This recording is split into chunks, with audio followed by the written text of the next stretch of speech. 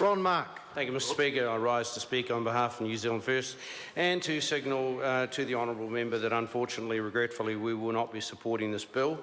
Many of the reasons, and I thank the contribution from our honourable member on the other side of the chamber, Nukarako, who gave some very good reasons why. In fact, I would have thought that came straight out of a New Zealand First handbook, that speech. Talking about equality, one law for all, and all of those things. We'll probably frame it. And when that member applies to join, the fastest growing political movement in the nation, we'll drag it out on his candidature. So I guess the thing I need to say, Mr Speaker, is it's been a bit of a day of contradictions, has it not?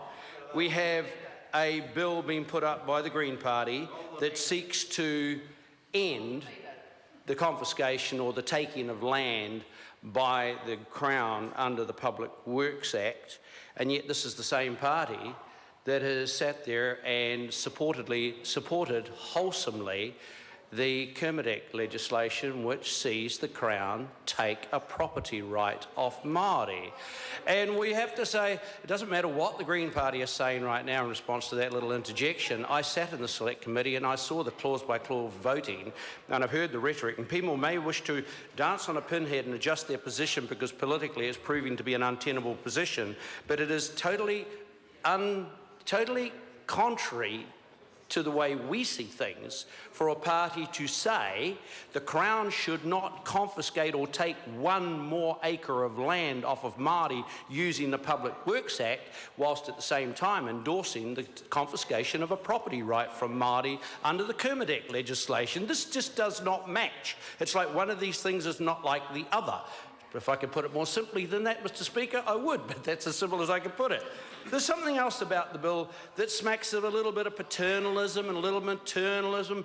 They're coming down to Māori, look, we'll do this for you and make it all look better. The truth is that many of us who have been engaged in treaty negotiations, myself for 10 years plus, for my iwi, we've been dealing with these issues with the Honourable Minister for Treaty Settlements for a long time. And if I take the Wairarapa, for example, there are numerous examples. In fact, one of my own marae, Hurunuirangi, in the Carterton district, or the Taratahi district, had land taken off the marae, for a road that was put through.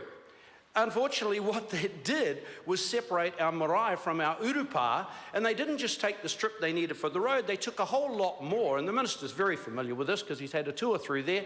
They didn't take just the piece of road they needed for the land they needed for the road, they took more and then they kept it. And they never offered it back after they built the road. In fact, they dug a big hole in it and used the aggregate out of that hole for roading, and then turned that hole into a rubbish dump, which it still is to this very day and needs cleaning up, thank you very much.